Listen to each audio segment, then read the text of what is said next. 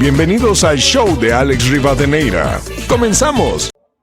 Hola a todos, bienvenidos al show de Alex Rivadeneira y hoy tenemos otra vez historia porque nos tenemos que seguir cultivando y más en este encierro con nuestro brillante historiador Alejandro Campos Lamas. Muchas gracias, Ale, por estar otra vez con nosotros. Muy buenas tardes, muchas gracias a ti por la invitación. Aquí estamos, pues a ver qué podemos sacar, ¿no?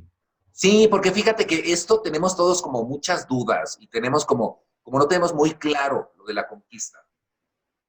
¿Me explico? Entonces, la conquista, ¿por qué se da? Bueno, mira, la conquista es uno de los acontecimientos más controvertidos de nuestra historia. Es un acontecimiento que, pues, de hecho, da génesis a lo que hoy conocemos como México. Pero bueno, ¿por qué se da la conquista? La conquista se da porque en la época del siglo XV, siglo XVI, Europa está en expansión. Entonces hay un interés de Castilla por expandirse comercialmente. Lo que se buscaba inicialmente era una ruta para llegar hacia China por el océano Atlántico, pero pues se toparon con la América. Entonces resultó que fue todo un continente. ¿Vale? Se les atravesó América. No, bueno, y se les atravesó afortunadamente, porque si no, no hubieran llegado. Es decir, Claro. si América no está a medio camino, lo que llevaban de provisiones no les hubiera alcanzado para el recorrido. Es decir, Colón estaba equivocado con las medidas de la distancia. Entonces, bueno, una vez que se encuentran estas tierras, va a pasar tiempo para que se asimile que es un nuevo continente, pero entonces la conquista se da por el interés de tener mayor comercio, de tener mayores ingresos, pero con el pretexto de que se va a convertir al cristianismo a los habitantes de estas tierras. De hecho, hay una polémica entre Fray Bartolomé de las Casas, que decía que se maltrataba mucho a los indígenas y que hizo todo un movimiento activista en favor de los indígenas ante el rey de España, y un señor español, un abogado muy importante de la corte, que decía que era justo que se hiciera esta conquista, porque era un gran regalo el que se le daba a los indígenas, sacarlos de la idolatría. Entonces son dos cosas, el interés económico, que en realidad es el más fuerte, pero con el pretexto religioso. Eso es lo que justifica la conquista. Ok, porque, bueno, en los inicios no eran cristianos, ¿no? No eran católicos.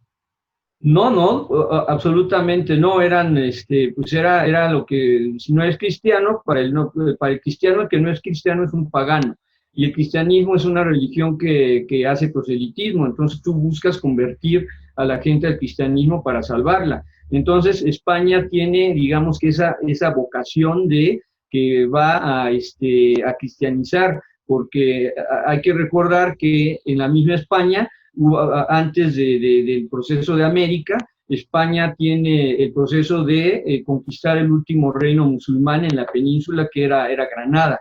Entonces, por esa conquista es que el Papa Alejandro VI le va a conceder a la reina Isabel el título de Isabel la Católica, que entonces es título y se escribe con mayúscula. No es un apodo, no es un mote, es un título que le concede el Papa a la reina y que además se va a heredar. Curiosamente, hasta el siglo XIX, todavía en documentos oficiales, cuando se hablaba de los reyes de España, de la reina de España, que era Isabel II, se hablaba de su majestad católica, la reina Isabel II. Pero entonces sí, ese es digamos que el pretexto para la conquista es la evangelización. El objetivo es obtener ganancias y enriquecer al reino de Castilla y a los demás reinos españoles que se van a ir, digamos, conformando en esa misma época como digamos, un solo país. Ok, o sea, todo esto, por lo que estoy entendiendo, se manipula la religión para bienes monetarios. Exactamente, como te digo, ese es el pretexto. ¿Qué hacen aquí? Ah, pues venimos a darte fe, la verdadera fe, pero a cambio de que yo te dé la fe, pues te voy a, ¿cómo se llama? Pues tú me tienes que dar algo a cambio, ¿no? Que en el caso de México, no es inmediato el descubrimiento de los grandes yacimientos de plata, eso viene, digamos, que años después. Primero lo que hay es la fuerza de trabajo de los indígenas sometidos. Ok, ok, ok. Oye, qué interesante, Alex. Oye, y también tengo otra duda. ¿La Malinche fue traidora, no fue traidora? O sea, porque se habla muchísimo de eso. Ella era Bueno, traductora, mira, sí, perdón, no te escuché el último. ella era traductora.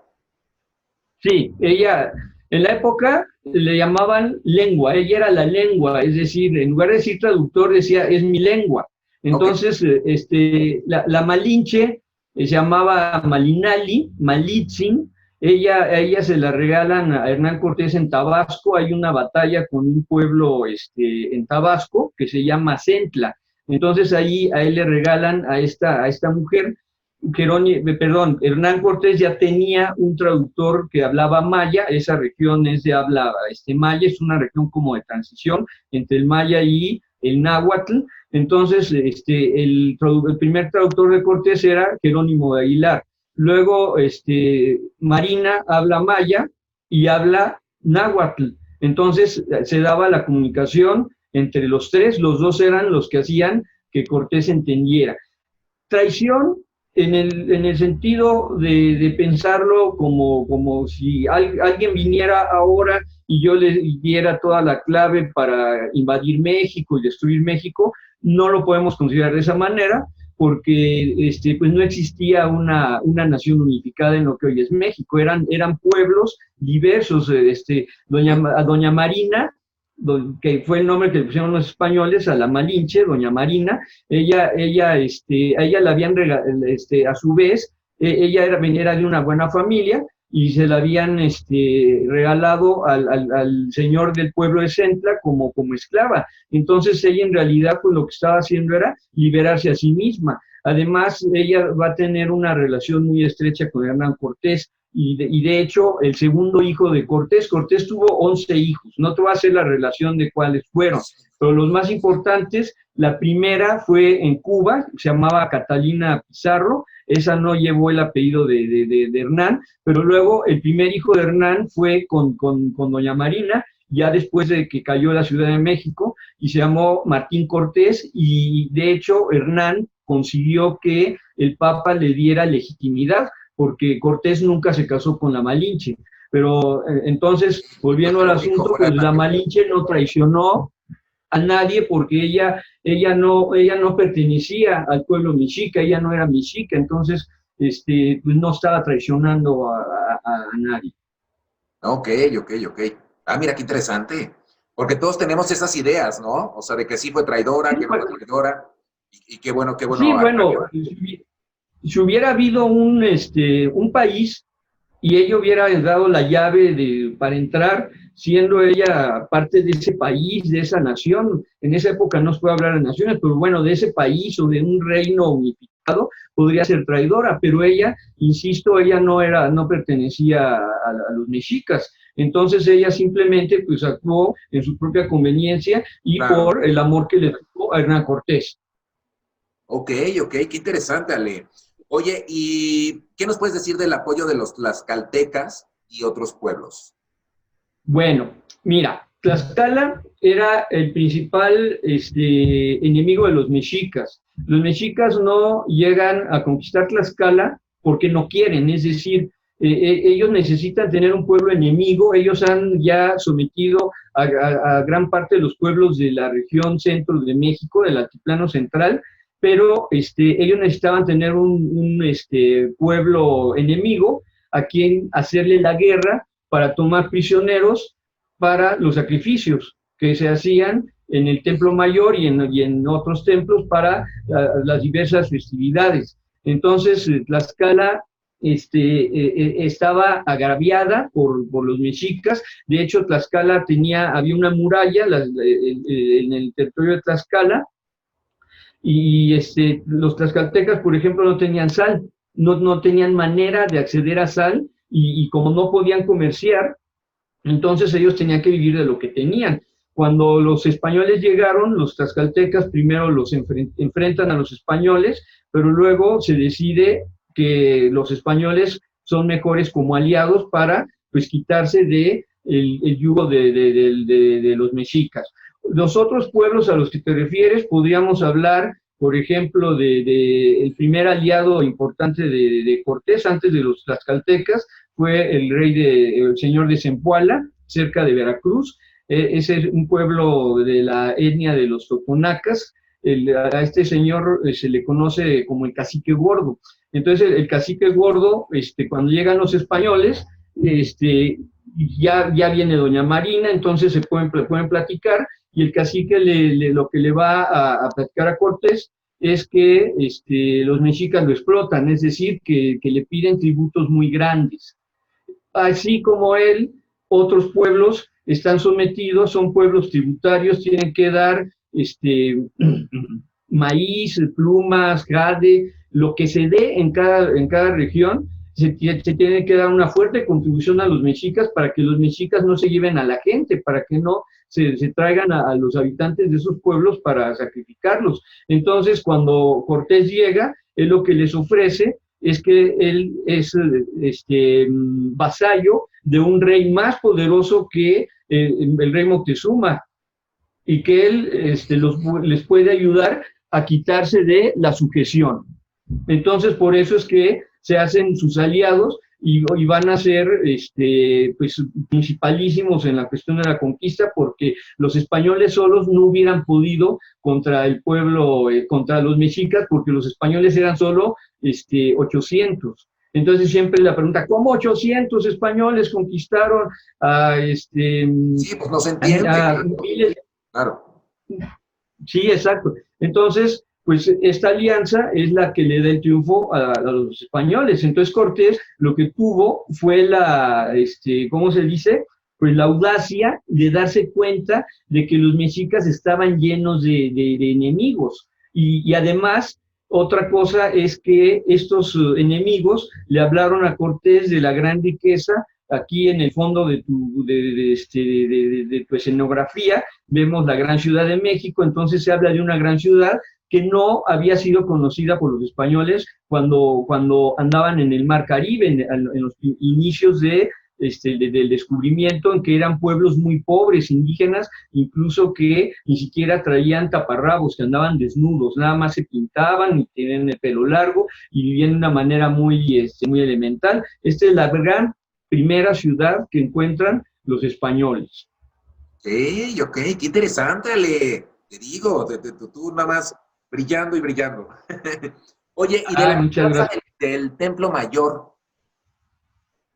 Bueno, Cortés llega a México porque está empecinado en que va a llegar a México. Moctezuma no quiere que venga a México, Moctezuma lo quiere disuadir mandándole regalos. Cortés viene en camino y las delegaciones de Moctezuma lo van encontrando, le dan los regalos y le dicen, el señor Moctezuma le suplica que no vaya a México porque México es muy pobre.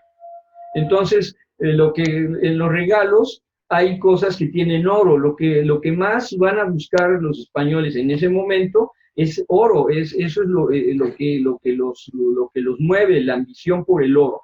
Entonces, por fin Cortés llega a México. Cortés es hospedado en la casa de lo que se llamaban las casas viejas de Moctezuma, o Palacio de Atzayácatl, que era el padre de Moctezuma, donde hoy está el Monte Piedad. Ahí son hospedados, y Cortés está, hospedado ahí, cuando recibe la noticia de que vienen por él de Cuba, porque él se le escapó al capitán general de Cuba, para hacer esta expedición. Él venía por cuenta del capitán general de Cuba, pero Cortés se emancipó, él rompe con el capitán general de Cuba y él hace la expedición como propia. Entonces viene un enviado del señor Velázquez, viene a atrapar a Cortés, Cortés se entera, sale de México para enfrentarse a este señor que es Pánfilo de Narváez, y cuando Cortés está ausente, él va a dejar como jefe de la ciudad al señor Pedro de Alvarado. Pedro de Alvarado es uno de los más, digamos, importantes miembros del ejército de Cortés. Pedro de Alvarado era un hombre muy rubio, de barbas casi rojizas. Los indígenas, de hecho, lo apodaban Tonatiuh, porque es que es el nombre del dios del sol, porque decían es que parece el sol, tan por lo rubio que era. Entonces, bueno, en mayo de 1520 se da esta matanza del Templo Mayor, porque hay una festividad. Hay una festividad, los indígenas tienen festividades, digamos, pues su calendario ritual es muy fijo, como hoy día. Sí, entonces ellos tenían que hacer esa fiesta. Cuando se hace esa fiesta se pide permiso a los españoles dan permiso, sin embargo, lo que sucede en estas fiestas es que siempre hay sacrificios. Eso es lo que saca de quicio a Pedro de Alvarado. Entonces Pedro de Alvarado va a entrar a la zona sagrada donde se está dando el festejo, donde se están dando las danzas y todos se van a llevar a cabo estos sacrificios, y entonces comienza a matar a todos los que están ahí, no importando que sean mujeres, niños o ancianos. Él lo que pretende con esta matanza es hacer un escarmiento a los indígenas para evitar que los indígenas sigan con estas prácticas paganas, es decir, alejadas de la religión y abominables para los españoles. Exacto. Oye, y también tocando un poco ese tema, que esta pregunta yo la quería guardar hasta el final, pero ya no aguanto. El canibalismo, ¿qué tan cierto será el canibalismo? El canibalismo es algo que, vuelvo a lo que había planteado hace un rato, ¿cómo se llama? En el Caribe, el canibalismo es descrito por los cronistas de la época del Caribe, es decir, antes de llegar a México, etcétera. El canibalismo era para nutrirse, es decir, tenían tan pocos recursos que de una isla a otra iban y se robaban gente y la criaban en corrales como si fueran animales. Entonces, pues era parte de la alimentación en el Caribe. En la Nueva España, perdón, en la Nueva España, ya me fui a otra época. Sí, el túnel del tiempo, así vivimos los historiadores, en el túnel del tiempo. Perfecto, va de una época a otra. Pero bueno, en Tenochtitlan, lo que sucedía con el canibalismo es lo que digamos que el acuerdo que hay entre los historiadores es que era un canibalismo ritual. Es decir, cuando viene el sacrificio, el sacrificado está arriba de la pirámide, ahí está el sacerdote que lo sacrifica, le saca el corazón, le corta, no en el esternón porque está muy duro, sino abajo, le corta, saca el corazón y avienta el cuerpo del sacrificado por las escaleras, el cuerpo cae, abajo otros sacerdotes lo recogen, se lo llevan a un espacio cerrado, lo destazan, ya medio un poquito maltratado ya el cuerpo, ¿no? Pero entonces se lo llevan, lo destazan, se dice que las vísceras se reservan a los animales de Tlatoani. Había un zoológico que tenía Moctezuma, que las vísceras eran para los animales y las demás partes del cuerpo se las guisaban y se las comían. Pero entonces, como esto se da en medio de una cuestión religiosa, se hablaría aquí que sería un canibalismo ritual. Sin embargo, hay quien dice que en realidad este canibalismo obedecía a una necesidad nutricional de las élites de los mexicas, porque hay que recordar, ¿no? Sí, es que aquí no hay grandes animales para comer, es decir, aquí no hay vacas ni hay cerdos. Entonces la carne que comen los mexicas es principalmente carne de guajolote y carne de perro. se comían a los perros se comían. Entonces, no, algunos... humanos, ya el perro era lo de menos. ¿Estás de acuerdo? Pues sí, evidentemente, sí. Sí, pero entonces esa es otra teoría, que el canibalismo sería como para las élites, porque pues obviamente por muchos sacrificados que hubiera, pues no podías repartir entre mucha gente. Entonces Claro, era entre no hay la humano élite que dure. los, los que comían esta carne humana. Pero sí hay evidencias y está escrito con los cronistas españoles, sobre todo el más importante es Bernardino de Sahagún, porque él hizo una investigación de muchos años con informantes indígenas que le hablaron de todas estas costumbres y ahí queda corroborado que sí hay canibalismo. Ay, no, qué fuerte, ya no te podías ni ir a dormir, porque te brincan. No, bueno, pero no era que llegaran a tu casa y te Sí, sacaran para que... no, tampoco. ¿no? Eran estos que, de hecho, los que morían en el sacrificio, muchos se preparaban para el sacrificio, es decir, era un honor que te fueran a sacrificar para la deidad. Era un honor, entonces el sacrificado llega feliz al sacrificio y lo tratan muy bien, de hecho, pues le dan de comer muy bien. Bueno, para que si ya va al matadero, pues ya qué más da. ¿Estás de acuerdo? Exactamente. Pero sí, en efecto, pues sí hay. Entonces, como te digo, tenemos de dos, o es solo un canibalismo ritual, o según esta otra teoría, pues sería un complemento alimenticio para las élites que pues solo tenían, como te digo, dije que comían guajolote, comían perro y también había patos, había muchos patos por la laguna. No, pues ya pato Entonces, como bien, es como pollito, pero ya la persona está gravísima. Sí, pero pues perro. Ay, sí, perro. Bueno, seguro hemos comido perros. En tacos al pastor, seguro. No, perro, seguro. Oye, Ale, y ya para cerrar, también el árbol de la noche triste. Ese es un tema que a todo le interesa muchísimo. El árbol de la noche triste, precisamente hace poco fue el aniversario, los 500 años, es después de la matanza del Templo Mayor. Los mexicas están muy inconformes con los españoles que se tienen que encerrar en el palacio de Atzayácatl, donde están habitando. Ellos tienen que encerrarse ahí porque los indígenas ya no los tratan bien. Hernán Cortés entra a la Ciudad de México sin saber que hay este odio ya hacia los españoles. ¿Tenía preso a Moctezuma? ¿Perdón? ¿Tenía preso a Moctezuma? Mira, lo tenía preso, pero más bien lo tenía como invitado, pero sí estaba más bien preso, pero se suponía que era su invitado, es decir, vente a vivir acá conmigo. Moctezuma llegó por su propia voluntad a vivir con Cortés. Después, ya que están encerrados, entonces Moctezuma pues va teniendo cada vez menos manera de moverse y de saber lo que sucede con su ciudad.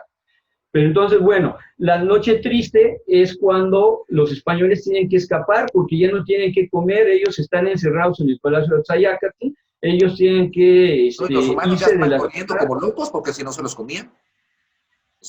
Bueno, los mataban.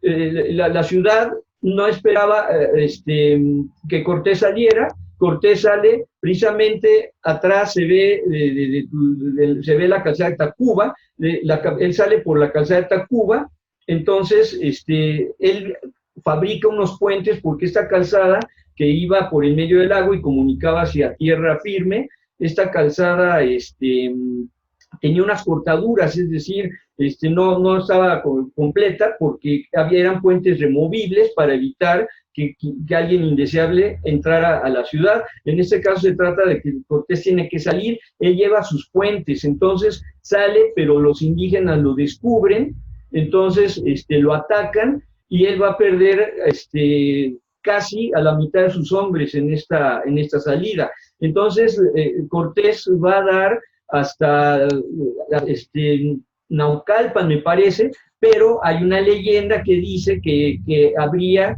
llorado en un ahuehuete que está en Popotla. Popotla está precisamente en la... Muy cerca del metro de los Héroes, ¿no? No, pues del metro Popotla. De hecho, hay un metro que se llama Popotla y tiene el árbol. Entonces, esa es una leyenda que dice que Cortés había llorado en ese árbol esa gran derrota que sufrió a manos de los mexicas. Entonces, la historia lo ha consagrado así, pero te digo, es una leyenda. Hoy día No está nada comprobado. bueno, porque de hecho pues no lo mencionan en las crónicas, los dos principales cronistas de la conquista son Cortés y Bernal, los dos la vivieron, Cortés escribió al momento, Bernal lo escribió ya años después, cuando ya era mayor, él escribe su historia y ninguno menciona el árbol ni que Cortés haya Sí, llorado ahí. es más, es como un secreto a voces que nadie sabe, ni siquiera es comprobable, ¿no? Pues sí, pues como te digo, como una leyenda, es una Ajá. leyenda. Entonces, el árbol pues es como un símbolo de la derrota española y ahora se asume como un símbolo de un triunfo nuestro. En realidad, pues un triunfo de los mexicas, un triunfo efímero porque Cortés al final pues pudo conquistar la ciudad. Pero entonces ahora le cambiaron el nombre y dicen que es el árbol de la noche victoriosa. Pusieron una placa, pero pues eso es ir en contra de una leyenda, no vas contra la leyenda ahí está, está Claro. narrada por esos autores, entonces yo no le veo caso, pero pues sí, esa es la leyenda de que Cortés había llorado al pie de Ahuehuete, que de hecho lo que ha sufrido diversos atentados, lo han incendiado hasta lograr secarlo. Hoy día nada más queda un tronco seco, no hay más árbol de la noche triste, nada más es el tronco, ya no tiene ramas. Sí, no, ya, bueno, para variar, acabando con todo el entorno. Estoy de acuerdo. Exacto, exacto. Pero es vandalismo de una falso patriotismo, ¿no? Porque pues nos corresponden los dos, como pueblo mestizo, tanto son nuestros ancestros unos como los otros. Entonces no podemos pelearnos con la mitad de nuestra historia. Claro. Entonces ese es un asunto de los mexicas y nosotros no somos los mexicas, nosotros somos mexicanos, Sí, sí, producto sí. de esta Micha y micha, conquista. micha y micha. Ándale, más o menos. Oye, ¿y cómo se consume la conquista, Le? Bueno, pues Cortés, después de haber llorado, según la leyenda, él sale hacia Tlaxcala con sus aliados para hacerla, para pues reorganizar su ejército. Él tiene una batalla en Otumba, donde es derrotado nuevamente por los indígenas. De hecho, él estuvo a punto ahí de sucumbir y él, cuando le escribe al rey, le dice que Santiago Apóstol se apareció en medio de la batalla para ayudarlo a salir de ese trance.